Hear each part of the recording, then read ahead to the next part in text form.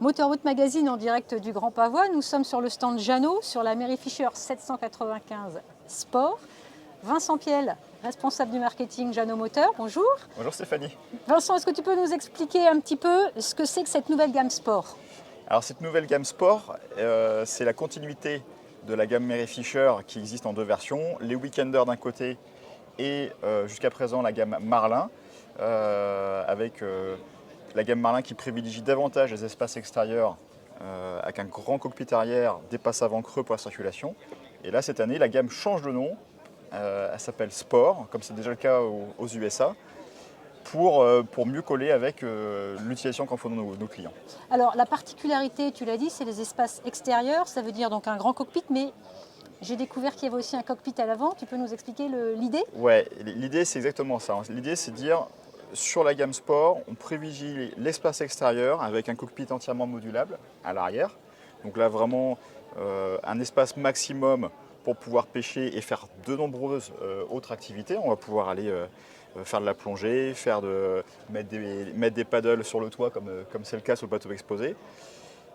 Et également, grâce au passe avant creux vraiment profond, hyper sécurisant, accéder à un deuxième espace de vie extérieur à l'avant avec ce cockpit avant, avec vraiment une zone conviviale supplémentaire.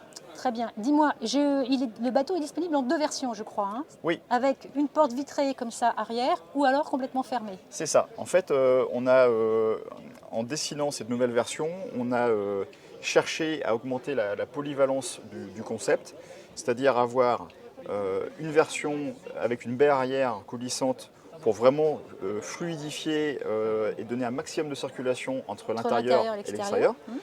Et une deuxième version qui amène plus de confort à l'intérieur, parce qu'on va se retrouver avec une grande banquette à l'intérieur.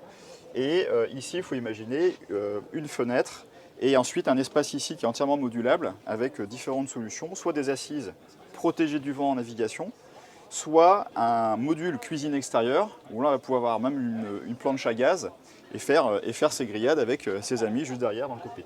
Très bien. Juste un dernier mot concernant la motorisation. Ce bateau est maintenant disponible avec un 250 chevaux Yamaha. Exactement. Avant, c'était 200. Oui. Pourquoi vous êtes passé à cette vitesse, à cette puissance supérieure? Aussi pour accompagner le changement vers davantage de sport.